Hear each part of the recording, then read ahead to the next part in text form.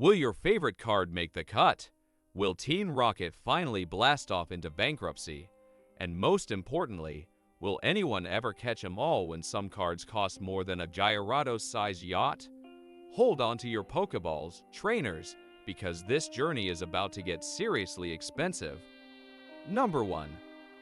The Rayquaza Gold Star card from the 2005 EX Deoxys set represents one of the most valuable modern Pokémon cards in existence.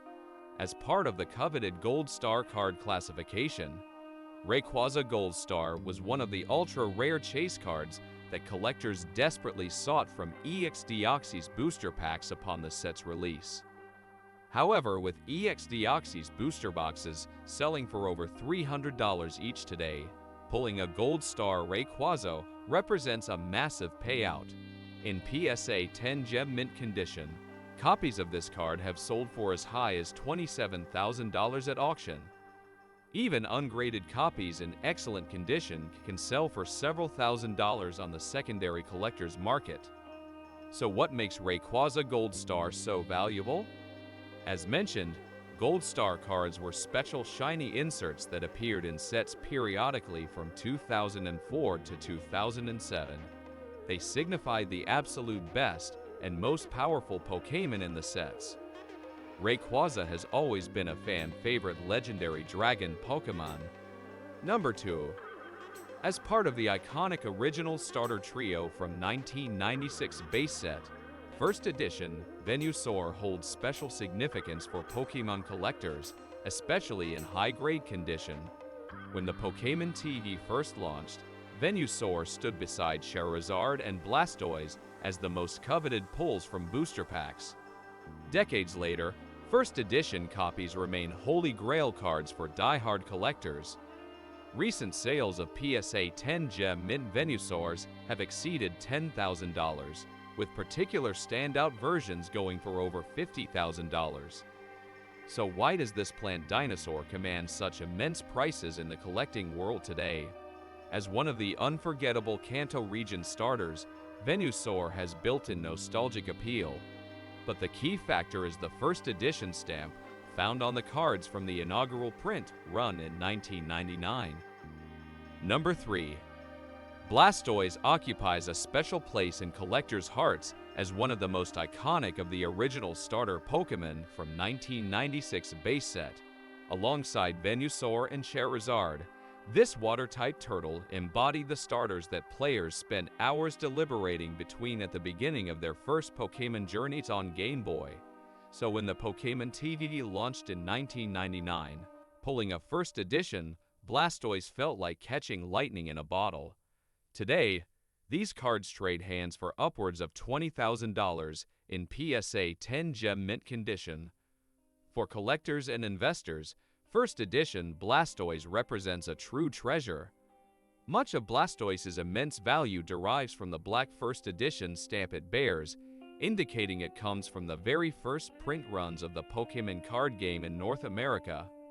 Owning a piece of history, where it all began, carries tremendous significance and prestige for collectors. Blastoise has retained its popularity throughout the Pokémon franchise's different eras, meaning demand for the original version remains strong. This fierce demand and minuscule supply is why prices continue rising year after year. Number 4. The Master Key Prize card stands out as one of the rarest Pokémon cards ever produced, with just over 30 copies existing worldwide. This exceedingly limited supply comes from the exclusive means by which Master Keys were originally distributed as prizes at the 2010 Pokémon World Championships. Unlike standard cards found in booster packs, these special prize cards are produced directly by the Pokémon Company and given to elite players to commemorate tournament victories. Their unmatched rarity and exclusivity is why Master Keys now trade hands for over $20,000 in private sales.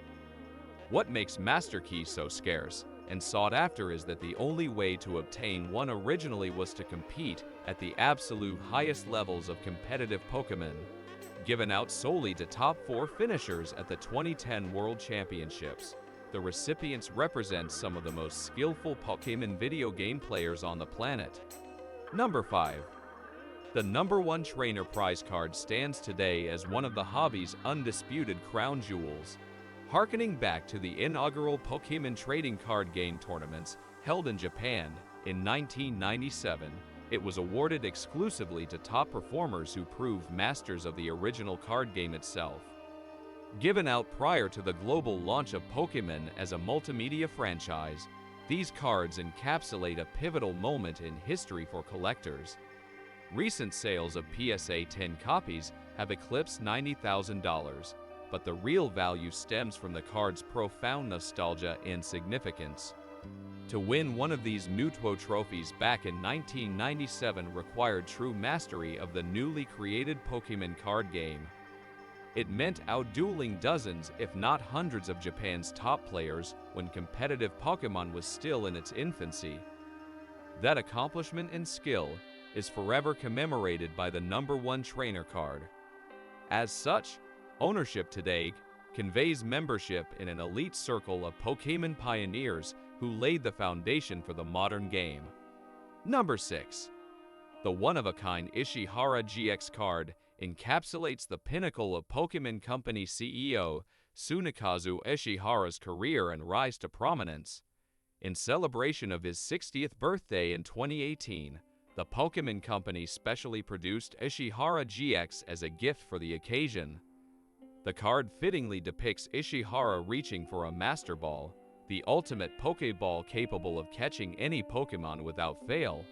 It also features custom congratulations and 60th birthday attacks, along with 270 HP befitting a momentous benchmark. Only a tiny handful of these cards were produced and gifted at an exclusive 60th birthday celebration event. As such, Ishihara GX is one of the rarest Pokémon cards in existence. Despite being a modern card printed in the Sun and Moon era, its exclusivity has allowed it to sell for over $12,000 in private sales. As the man who approved Pokémon's creation and facilitated its global success, Ishihara is a revered figure in the hobby. So for collectors, owning Ishihara GX represents acquiring a one-of-a-kind slice of history. Number 7. The Kangaskan Family Event Trophy Card was an exclusive prize in 1998 for parent and child pairs competing together in a special Pokémon tournament held in Japan. Featuring 2 versions of Kangaskan representing a mother and child, only a scant few dozen copies were ever awarded. Today, PSA 10 copies are valued around $150,000 when one surfaces at auction. However, the real significance lies in the heartwarming family bonding story behind the card's origin. Rather than top-level competitive play, the 1998 parent or child mega battle focused on providing a venue for families to enjoy Pokémon together. The evocative Kangaskan artwork perfectly reflects this theme of parents passing Pokémon down to their children. Number 8. As the first ever Pokémon trophy card produced, Trophy Pikachu holds an almost mythic significance for collectors. Awarded to top finishers at the inaugural Pokémon trading card game tournaments in Japan in 1997, Trophy Pikachu inaugurated the entire prize card tradition that continues today. Even third-place versions now trade hands for over $100,000 due to immense nostalgia surrounding Pokémon's early days. It represents the original trophy that set the template for every prize card since. Part of the allure is simply how astonishingly scarce Trophy Pikachu is more than 20 years later. With tournaments far smaller back then, only a couple dozen copies were awarded in total. That minuscule supply and complete unavailability outside Japan make Trophy Pikachu seem almost imaginary. When one surfaces at auction, it's treated as a momentous occasion. Its status as the first and most elusive prize card make it the definitive chase trophy for Pokémon collectors to obtain. Number 9. Instead of being awarded for gaming success, the Pikachu Illustrator card was presented to victorious participants in a Pokémon illustration contest held exclusively in Japan in 1997. Compared to tournament trophies, Illustrator Pikachu is even rarer, with just 39 copies known to exist. Whenever one appears at auction, it generates immense buzz with record sales now exceeding $195,000. Much of its value derives from novelty as a prize for artistic talent rather than gaming prowess. Illustrator Pikachu is coveted firstly due to its astonishing scarcity. For such a small handful of cards to be produced over 20 years ago, sightings are exceedingly uncommon. Every auction provides a once-in-a-lifetime opportunity for ownership.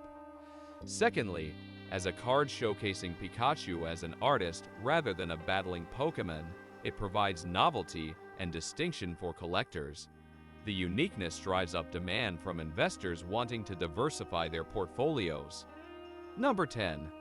No Pokémon card holds more historical significance than the first edition shadowless holographic Charizard from the 1999 base set. It's widely considered the definitive Charizard card and the undisputed crown jewel of Pokémon as a whole. When Rapper Logic purchased a PSA 10 gem mint copy for $226,000 in 2020, it set a record for the highest amount ever paid for a Pokémon card. However, even worn copies can easily sell for $50,000 due to Charizard's immense and enduring popularity. As Pokémon's flagship creature for over 25 years and counting, Charizard boasts unrivaled mainstream appeal.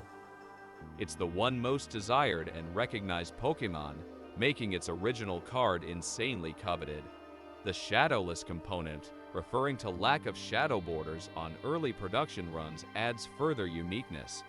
But above all, first edition base set Charizard derives value from its ties to Pokémon's beginnings and subsequent takeover of global pop culture. And that's a wrap, Pokémon trainers. We hope you enjoyed our whirlwind tour through the realm of expensive cards. Don't forget to subscribe, hit that like button faster than a quick attack, and ring the notification bell to stay updated on all things Pokémon.